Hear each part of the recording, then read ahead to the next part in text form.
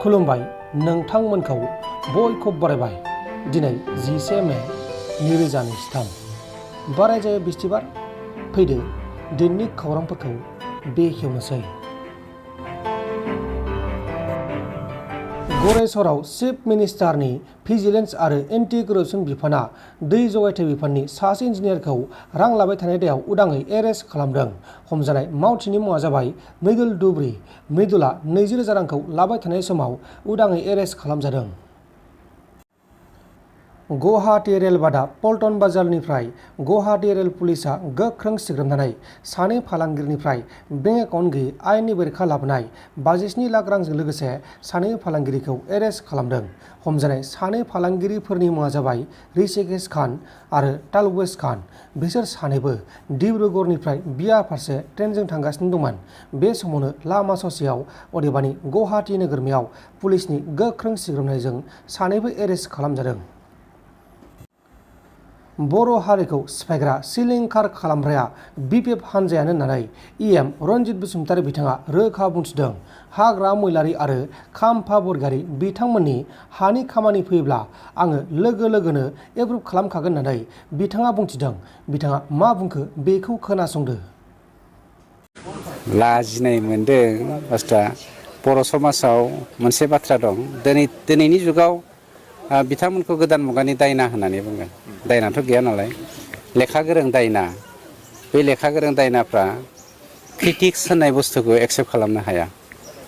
Criticise जाय मानसिया जाय पार्टिया क्रिटिसाइजखौ एक्सेप्ट खालामनो हाया बियो समाजनि जानानै मावनो हाया। दाखालि फानिराम बिथाङाबो मा 17 बोसोर बुंबाय थायोब्रा होननानै एसेमब्लियाव बुंदों। आसलथे बिथांमोना लाजिनांगौ। मानोना खाम्फाया 15 बोसोर डिपुटि चिफ जादों, 2 बोसोर EM जादों। खाम्फानि जायगायावनो नैबेवहाय मोनथाम गामिया दिनैसिम जुरिब जायाखै। जाय जायगायावहाय खाम्फानि बिफा आयंआ बेयाव जोनोम जानानै बेयावनो रुंसारि जालांबाय। बे जायगानि हाखौ बिथांमोना दिनै जुरिब खालामाखै।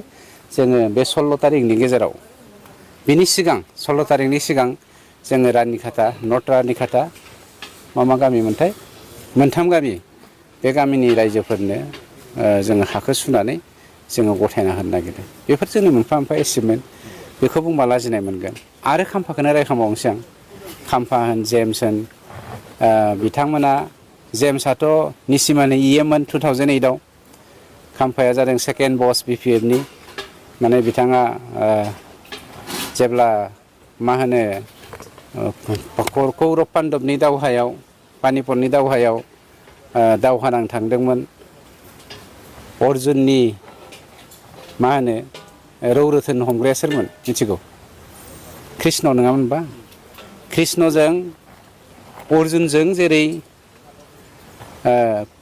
खालामनानै, प्रजेक्ट खालामनानै, इस्टिमेट खालामनानै, पलिसि खालामनानै, दावहानि गासैबो स्ट्रेटेजिखौ लानानै जेरै पानिपतनि दावहाखौ मावदोंमोन, खाम्फाजों हाग्रामाजोंनो अर्जुन आरो कृष्ण जानानै बर'लेण्डखौ दैदेनबोदोंमोन। आरो बिथांमोनानो जेरै कुरु बंस'खौ धंस' खालामदोंमोन,